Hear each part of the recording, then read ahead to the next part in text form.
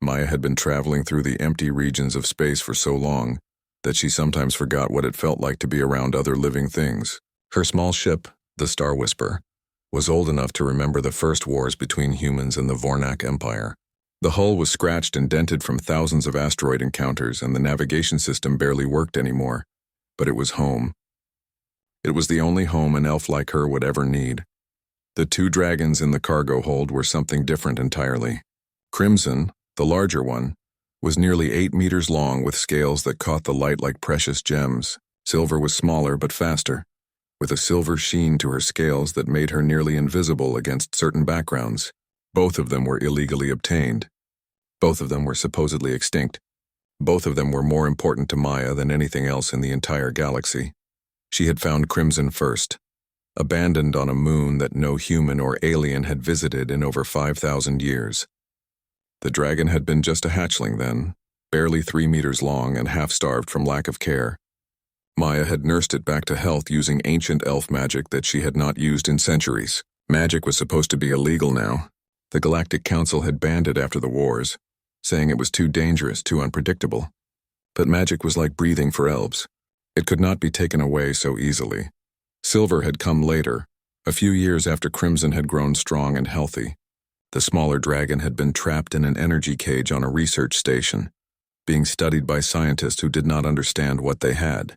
Maya had broken her most important rule that day. She had killed to save Silver. She had killed 3 human researchers who were trying to dissect the dragon alive. Since that day, there had been a bounty on her head. Not a large one, because most of the Galactic Council did not believe that an elf could be dangerous. But a bounty nonetheless. Living in hiding had become natural for Maya. She avoided the main space lanes and the big trading stations. She took jobs that did not require her to interact with others for long periods of time. She was a cargo carrier, a messenger, a simple traveler who moved through the galaxy without causing trouble. No one looked twice at the old elf woman with the damaged ship. But then the message came through. Maya received it while she was docked at a tiny space station on the edge of the Kepler rim. The message was encoded in a way that only someone with elf technology could decode. She sat in her captain's chair for nearly an hour after reading it, her hands shaking slightly. The message was from High Commander Patricia Wells, and it said only one thing. "We need you at Station 7. Come alone. Come now." Maya had met Patricia Wells exactly once 3 years ago at a council hearing about the regulation of ancient artifacts. Patricia had been there to argue that certain magical items should be preserved rather than destroyed, and she had spoken with such genuine respect for elf culture that Maya had been shocked. Most humans saw elves as curiosities or problems to be solved. Patricia had seen them as partners in building a better galaxy. That single conversation had stayed with Maya for 3 years. She had thought about it often when she was alone with her dragons, wondering what a woman like Patricia Wells would think if she knew that Maya was out here, breaking laws, hiding dragons, living a life that the Galactic Council would call criminal. The journey to Station 7 took 2 weeks. Maya programmed the route carefully, avoiding patrol ships and trading vessels. She kept her ship running cold, using minimal power so that no one would notice her movements. The dragons sensed her anxiety through their neural link. Crimson would pace back and forth in the cargo hold, his claws scraping against the metal floor. Silver would press her snout against the glass partition that separated the hold from the bridge, watching Maya with intelligent eyes that seemed to understand far more than any creature should. When Station 7 finally appeared on the forward viewport, Maya felt her heart rate increase. The station was smaller than she expected, more of a research facility than a military installation. But there was something about it that made her uneasy.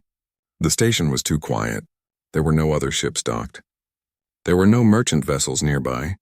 It was as if the entire region of space had been cleared specifically for her arrival. She sent a signal to the docking controller and received immediate clearance. That was unusual. Normally there would be questions, procedures, security protocols, but the docking controller seemed to be expecting her specifically.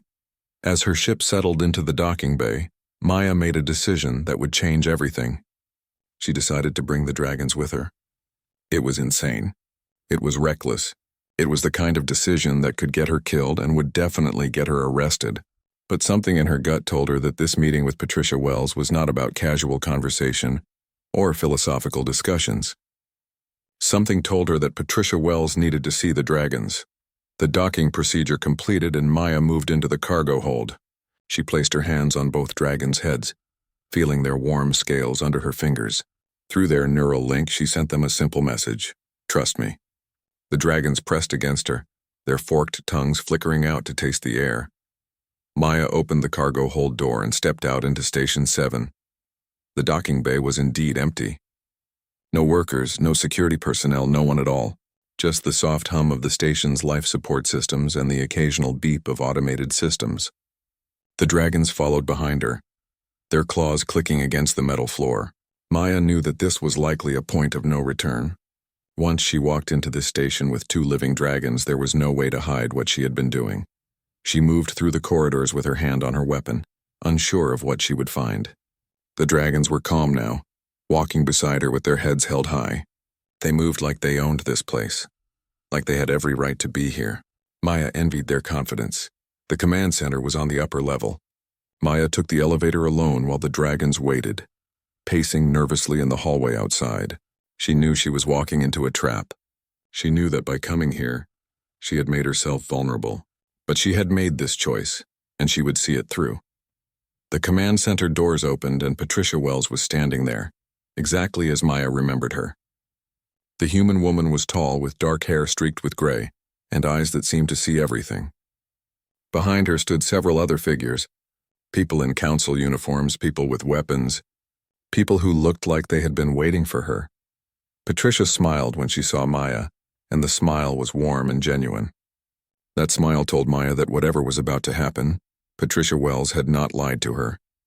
Patricia Wells actually needed her. Before anyone could speak, before any words could be exchanged, a deep rumble echoed through the station. It was a sound that made everyone in the command center look up, a sound that had not been heard in the recorded history of any of the council species. It was the roar of a dragon, but not just any dragon. It was a roar that seemed to come from outside the station itself, from the depths of space, from somewhere ancient and vast and terrifying. Patricia's face went pale.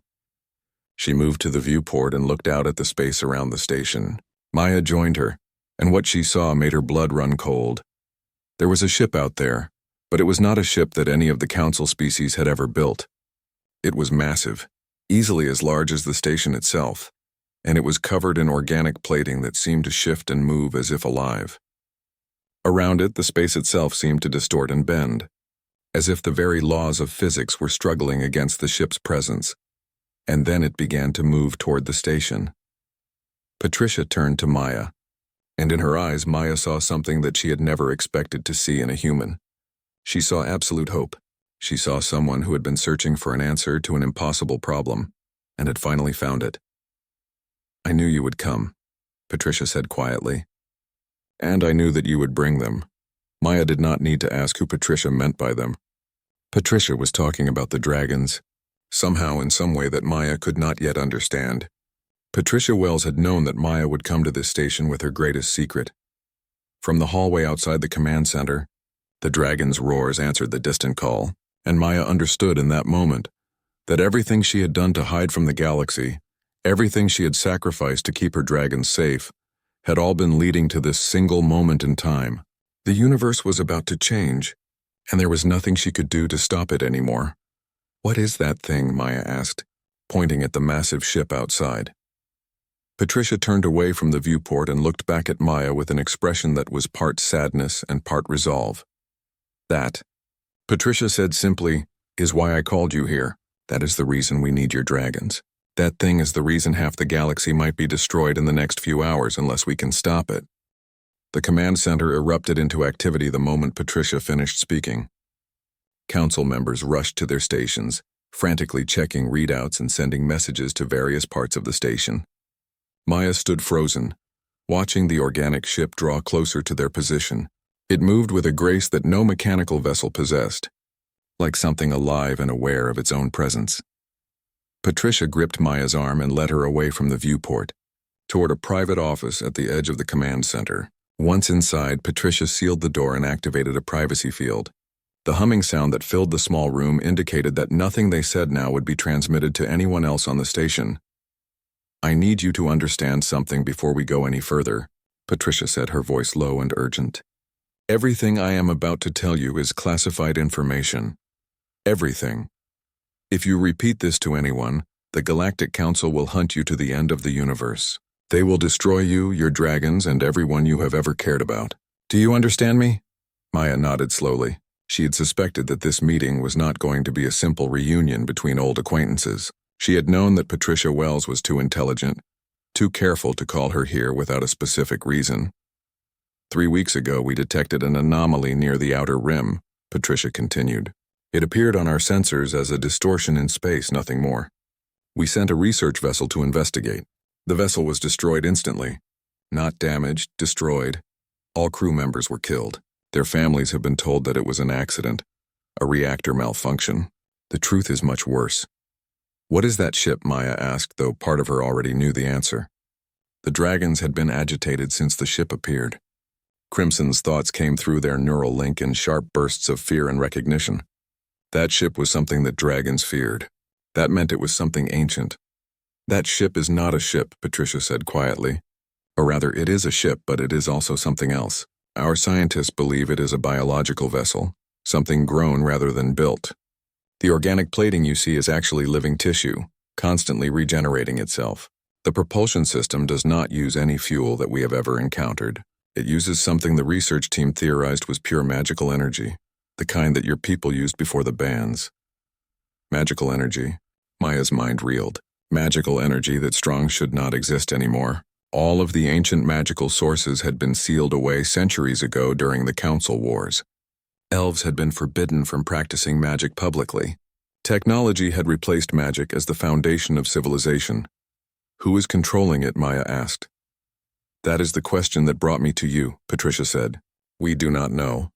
Our sensors cannot detect any crew inside the vessel. It seems to be operating on its own, guided by some form of sentience or artificial intelligence that we cannot comprehend. But our analysts found something interesting in the debris of the destroyed research vessel. They found these." Patricia pulled up a holographic display on her wrist device. Images flooded into the air between them. They were markings, symbols carved into metal fragments. Maya recognized them immediately. They were elf runes, ancient elf runes, the kind that had been used thousands of years ago to contain magical beings. "The runes are containment markers," Patricia explained. "They were used to bind entities to keep them imprisoned. According to our historians and the few elf scholars we have on staff, these runes are among the oldest forms of elf magic. They predate even your civilization's written records. Something imprisoned for that long," Maya said slowly, "would be incredibly dangerous if it ever got free." Patricia nodded. "Exactly. We believe that the organic ship is a containment vessel itself. We believe that something is inside it. Something ancient, something that was locked away so long ago that no record of it exists in any of our historical archives. And we believe that whatever it is now moving toward populated space. The implications were staggering. An ancient entity, powerful enough to destroy a fully armed research vessel with a single thought, was heading toward the heart of Council space. The Galactic Council controlled dozens of star systems, with billions of people living on hundreds of different worlds. If this entity managed to reach any of those worlds, the death toll would be incalculable.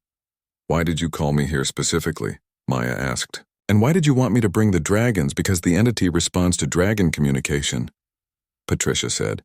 "That is the only explanation for what happened to the research vessel. Before it was destroyed, the ship's final transmission contained audio recordings of sounds. Sounds that our linguistic experts say match the vocalizations of ancient dragons recorded in historical documents. The entity was calling to something, and something in those calls triggered the destruction of our vessel. We believe that the containment is failing," Patricia continued. "We believe that the entity is trying to communicate with something, possibly other dragons, possibly entities like itself, and we believe that if we can intercept that communication, if we can somehow reason with whatever is in that ship, we might be able to prevent a catastrophe." Maya looked out of the office window at the organic ship, which had drawn even closer to the station. She could see more details now. The surface of the ship was covered in what looked like scales, overlapping and shifting. There were appendages extending from the vessel, long tendrils that seemed to taste the air around them. This was not a ship that any builder had designed with function in mind. This was something primal, something that existed according to laws that were older than civilization itself. My dragons have never encountered anything like this, Maya said. They are young, barely a few hundred years old. I do not know if they can even communicate with something that ancient. That is why I asked you to come here, Patricia said. You are one of the oldest elves alive. You have forgotten more about ancient magic than anyone currently alive knows. You have spent your entire existence learning from your dragons and teaching them about the modern galaxy. If anyone can bridge the gap between the ancient and the new, between what was and what is, it is you.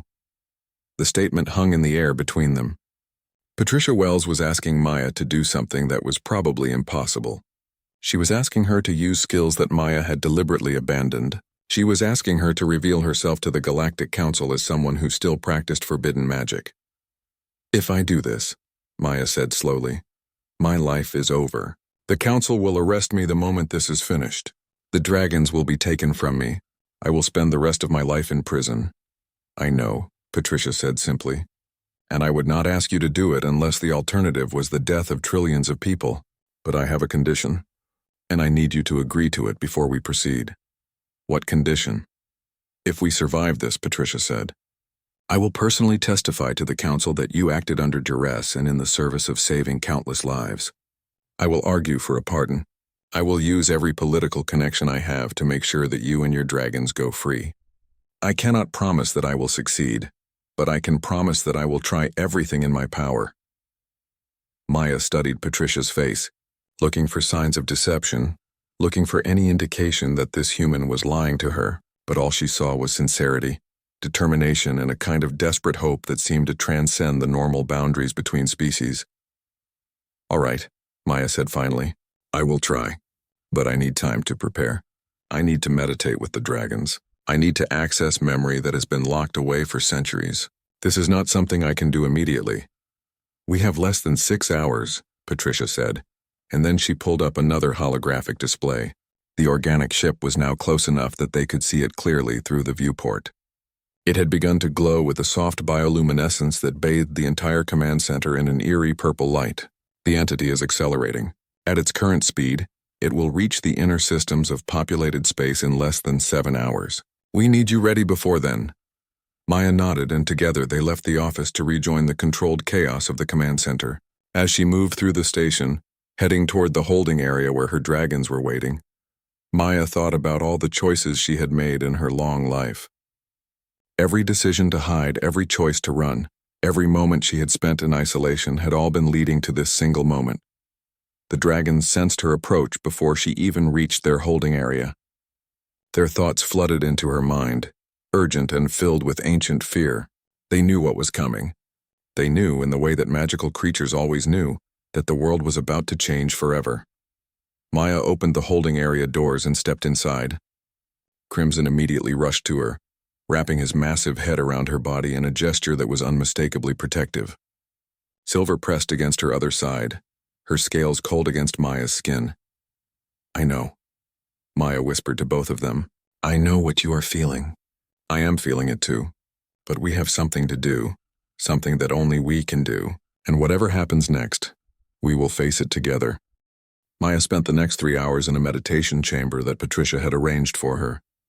The chamber was specially designed, with walls that could be adjusted to match any atmospheric condition. Maya had configured it to match the air of her homeworld, a place she had not visited in over 200 years. The scent of ancient forests filled the small room, mixed with the electric tang of magic that had been locked away from the modern galaxy.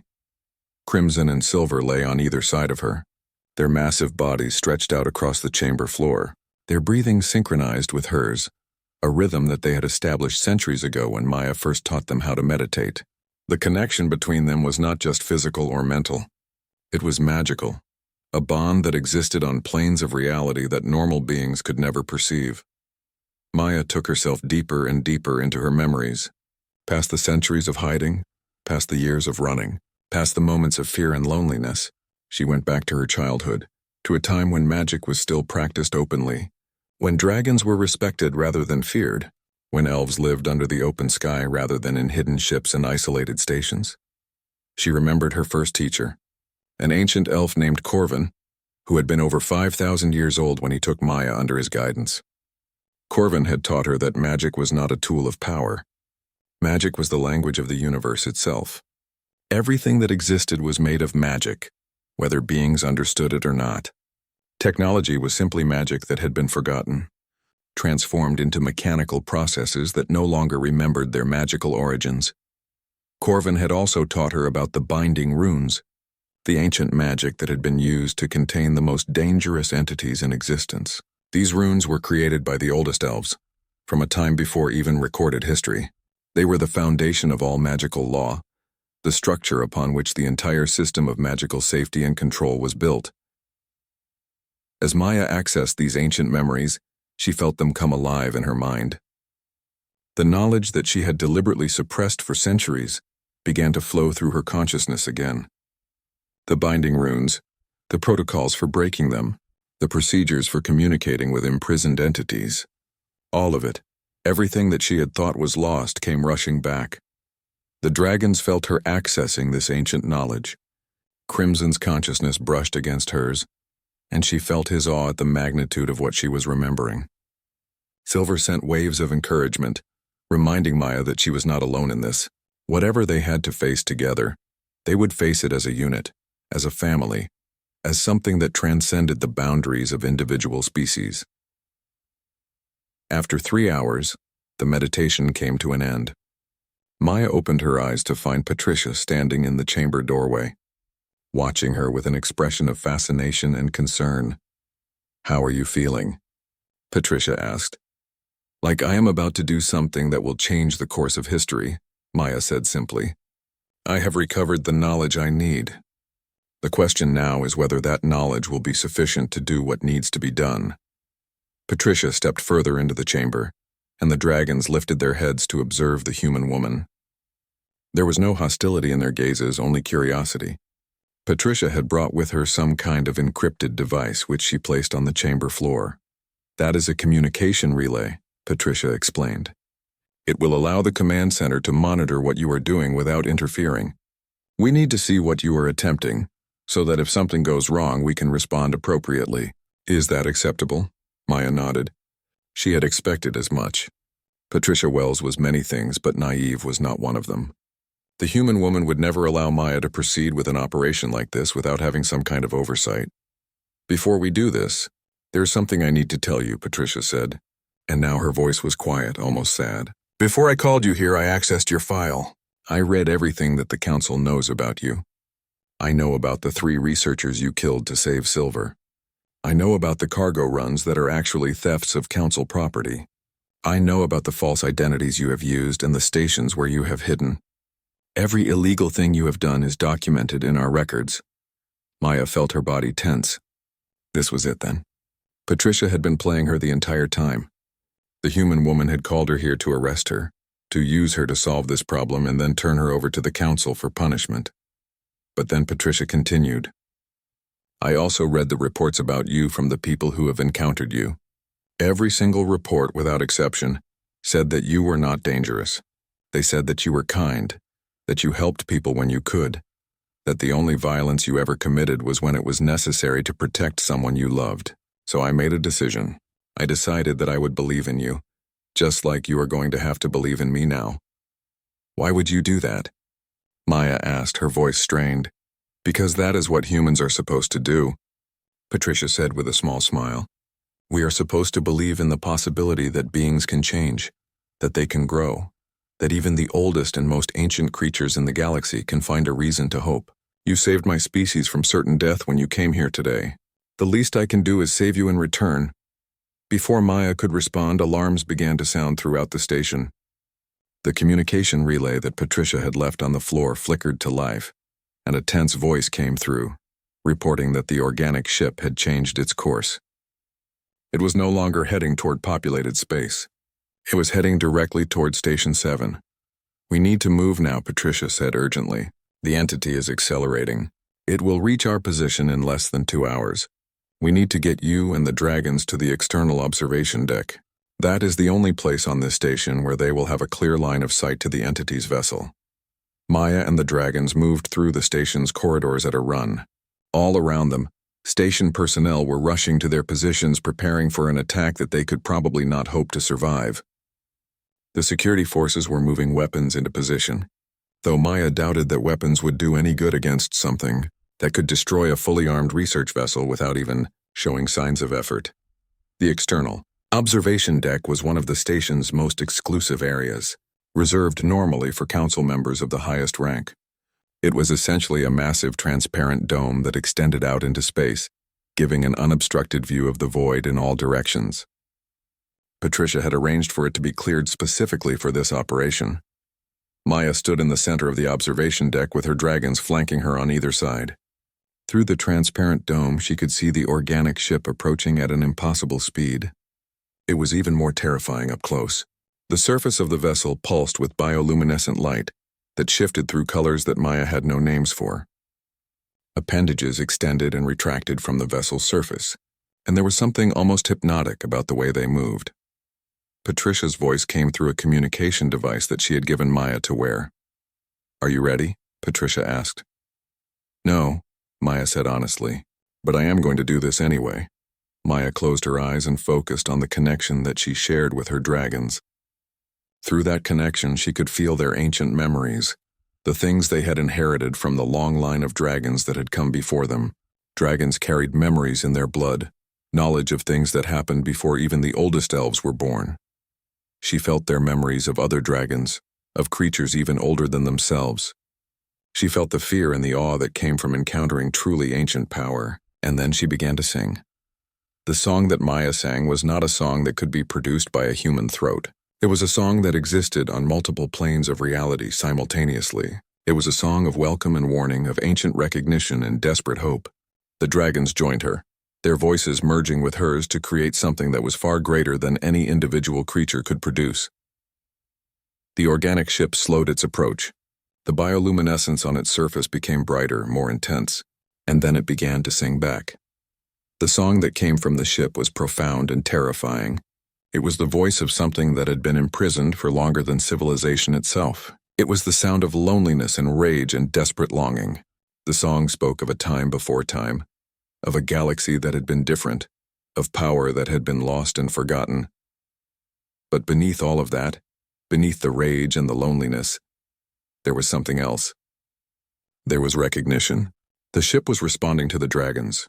The entity inside was acknowledging them as equals, as beings that existed on the same plane of reality that it did. The two forces, the ancient entity imprisoned for eons and the elf woman with her dragons, began to communicate through the only language that truly mattered. They spoke through magic itself, through the raw power that underlay all of existence.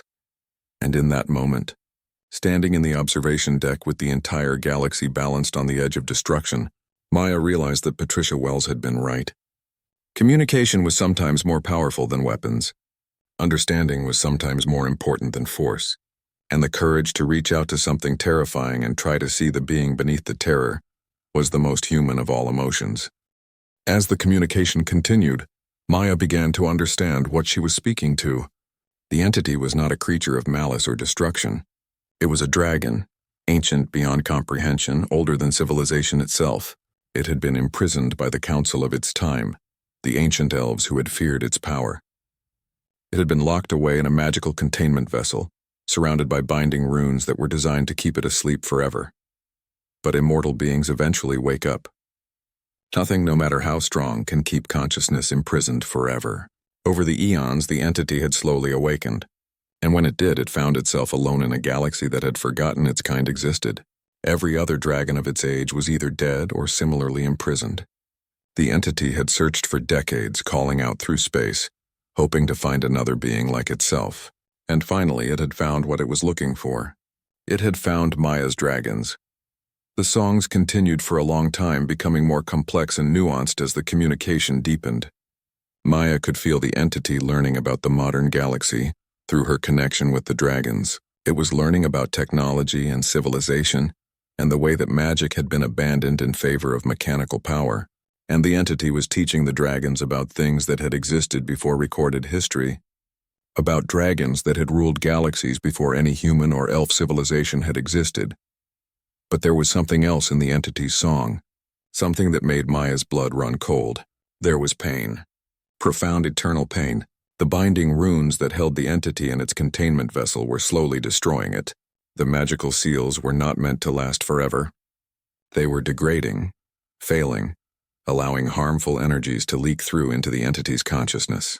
If the containment failed completely, the entity would not escape. It would simply cease to exist, consciousness scattered across dimensions that no being could return from. The entity was not attacking because it was evil. The entity was attacking because it was dying and desperate. It was trying to break free of its prison before the binding runes destroyed it completely. It was acting out of self-preservation, trying to do anything possible to survive. Maya sent this understanding back through the dragons, sharing it with Patricia through the communication relay. For a long moment, there was silence from the command center. Then Patricia's voice came through, and it was different now. It was quieter, more uncertain than Maya had ever heard it before. If that is true, if the entity is truly dying, then we may have to make a choice that I do not have the authority to make, Patricia said. We can destroy the ship now while we still have the chance. We can use our weapons to blow it apart before it can reach populated space. But if we do that, we will be killing a creature that is only trying to survive. Or we can take the risk that you can somehow help it, can somehow save it without endangering billions of lives. Both options have consequences, Patricia continued. If we let it go free and it decides to turn hostile, the death toll will be incalculable. If we destroy it, we will have committed genocide against a species that was already nearly extinct. There is no good choice here. There is only the choice that we have to make, and we have to make it now. Maya did not hesitate. The decision was already made in her heart. You cannot destroy it, Maya said firmly. You cannot commit murder against a being that is only trying to survive. Give me more time. Give me the chance to find another way. How much time? Patricia asked. I need at least 1 hour, maybe more, Maya said. We can give you 45 minutes, Patricia said quietly. After that, we will have no choice. The Council will demand that we take action. Military vessels are already responding to our distress signal. If you have not found a solution by then, the decision will be taken out of our hands. Maya turned her focus back to the communication with the entity. She shared what Patricia had told her, translating the human's words into the language of magic that the entity could understand. She felt the entity's despair at learning that it was not just being hunted, but was being hunted by an entire civilization that saw it as a threat rather than a suffering being. And then Maya did something that changed everything. She opened her connection to the entity fully, dropping all of her defenses, allowing it to see into her consciousness. She showed it her centuries of loneliness, her years of hiding, her desperate need to protect those she loved. She showed it the pain that came from existing in a galaxy that wanted you to be something other than what you were. The entity responded by sharing its own memories with her. Maya experienced thousands of years of imprisonment in a single moment. She felt the slow degradation of consciousness that came from being locked away. She felt the entity's memories of freedom, of flying through galaxies that were young and wild, of dragons who had been mighty and powerful and numerous. She experienced the death of each of those dragons one by one, until the entity was alone, the last of its kind. But more importantly, she felt the entity's fundamental nature. It was not evil. It was not inherently hostile. It was simply a being that wanted to survive, that wanted to exist, that wanted to know that it was not alone in the universe. In that moment, Maya understood what she had to do. She began to break the binding runes. Patricia's voice immediately erupted in alarm through the communication relay. What are you doing? Stop right now. You are going to release the entity. You are going to doom us all. I know what I am doing, Maya said calmly, or at least I hope I do. Maya used the ancient knowledge that she had recovered during her meditation. She used the secrets of the binding runes that her teacher Corvin had taught her so long ago. But instead of trying to strengthen the runes or make them more permanent, she carefully began to dismantle them one by one. The process was incredibly difficult.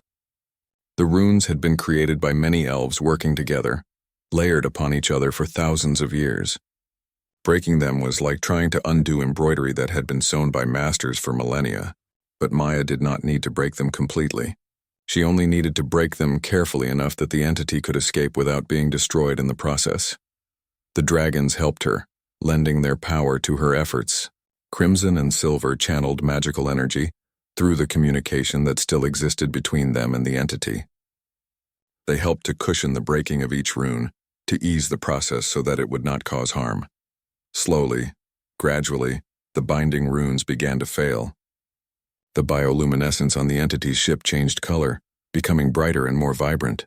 The appendages that extended from the vessel began to move with new purpose, no longer desperate and frantic, but purposeful and controlled. And then, with a sound like a tremendous sigh, the binding runes shattered completely. The entity's ship began to change. The organic plating began to recede, revealing something underneath. It was not another ship. It was a dragon, massive beyond comprehension, easily as large as a small moon. Its scales glowed with an inner light that had nothing to do with bioluminescence.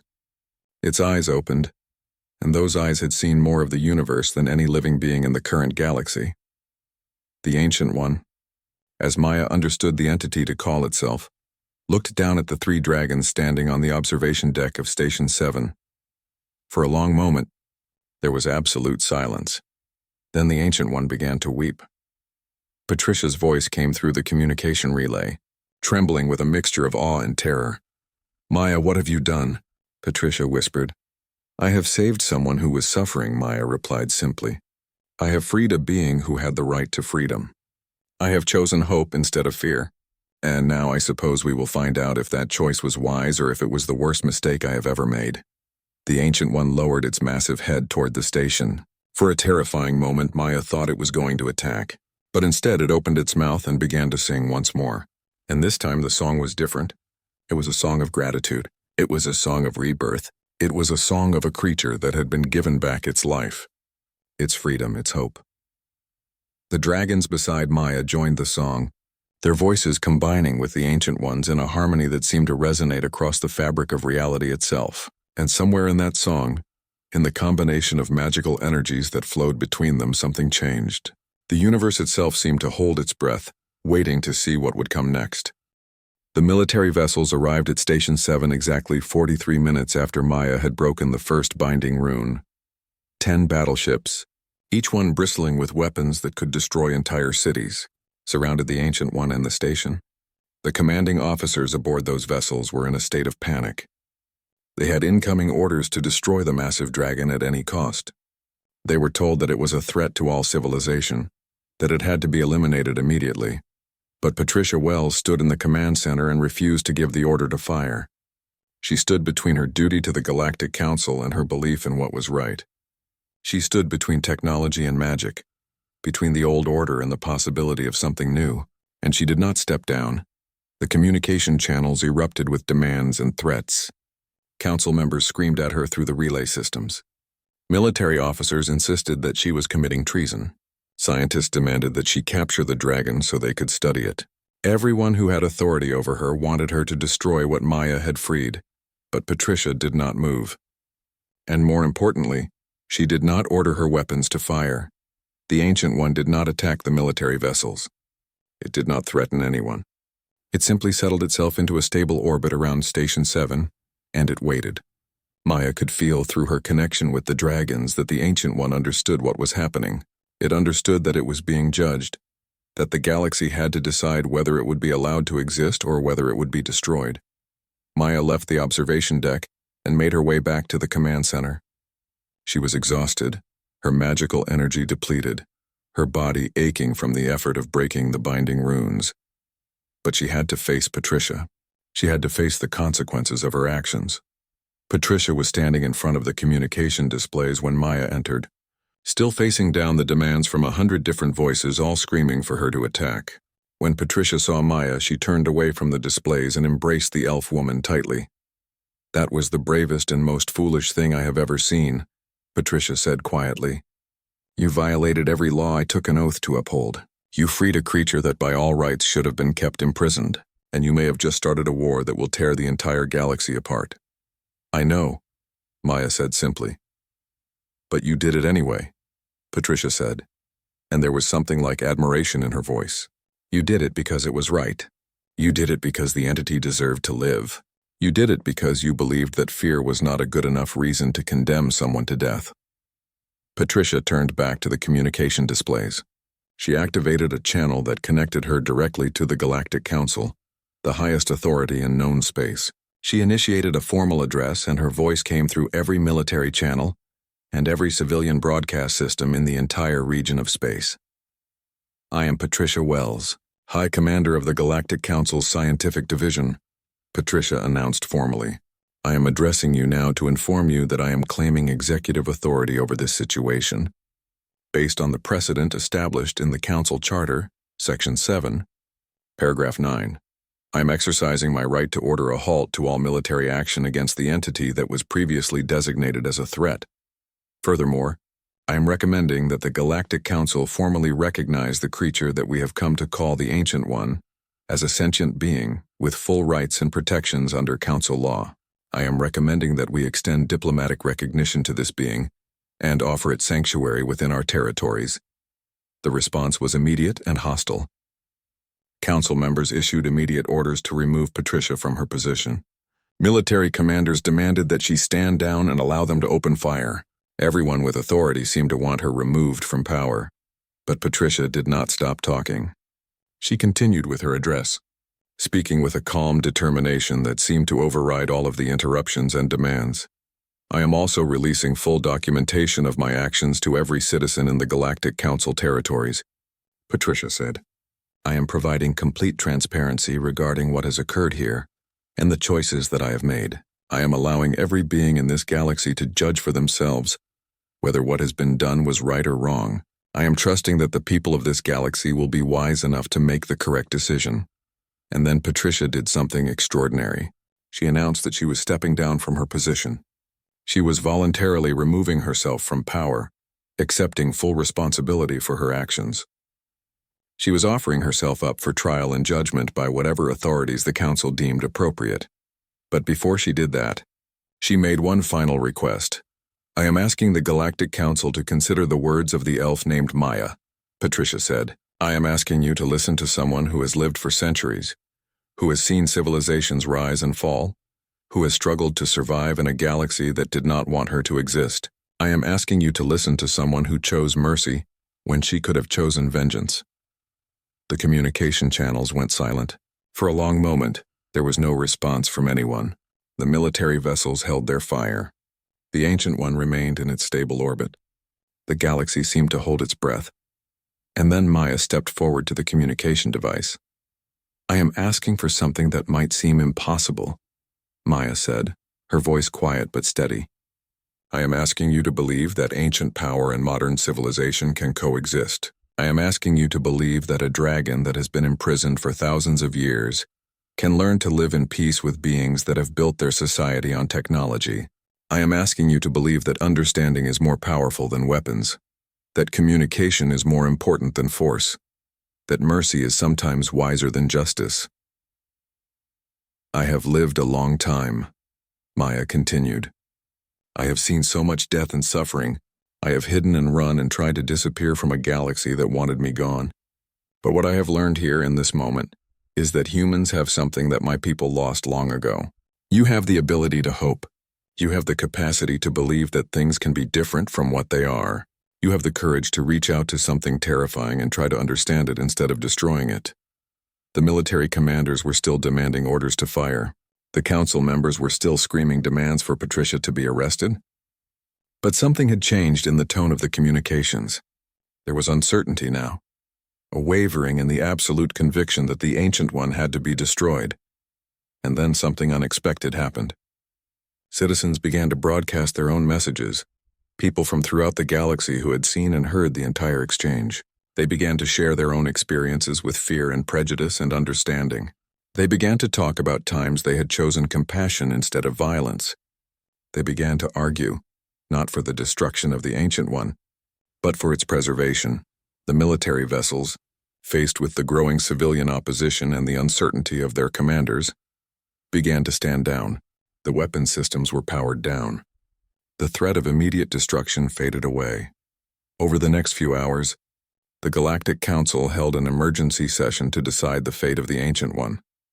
There was fierce debate, passionate arguments on both sides. But in the end, the vote was close but decisive. The Council voted to grant the Ancient One conditional sanctuary within Council territories, with certain restrictions placed on its movements and actions. The Ancient One did not object to these restrictions. It accepted them as the price of its freedom, the cost of being allowed to live, and it made a pledge that it would not use its power to harm anyone, that it would work to understand the modern galaxy and find its place within it. Patricia was not arrested. The overwhelming support from citizens throughout the galaxy, combined with the successful resolution of what could have been a catastrophic conflict, convinced the Council that her actions had been justified. She retained her position and was given new authority to oversee diplomatic relations with ancient beings and magical entities. Maya stayed at Station 7 for several weeks, helping the Ancient One adjust to freedom and helping to establish protocols for how it would interact with modern civilization. During that time, she and Patricia became close friends, bonded by what they had shared and what they had risked for each other. On the day that Maya was preparing to leave Station 7 and return to her life of traveling through the galaxy, Patricia walked with her to the docking bay where her ship was waiting. "What will you do now?" Patricia asked. "I will keep traveling," Maya said. "I will keep the dragons safe and help them learn about the universe. And maybe, just maybe, I will start to believe that there is a place in this galaxy for beings like me, that there is room for the ancient and the new to exist together." Patricia smiled and extended her hand to Maya, using the human gesture of farewell. And for the first time in centuries, Maya did not flinch away from that gesture. She took Patricia's hand, and in that moment something passed between them. An understanding, a recognition, a genuine connection between two beings from completely different worlds.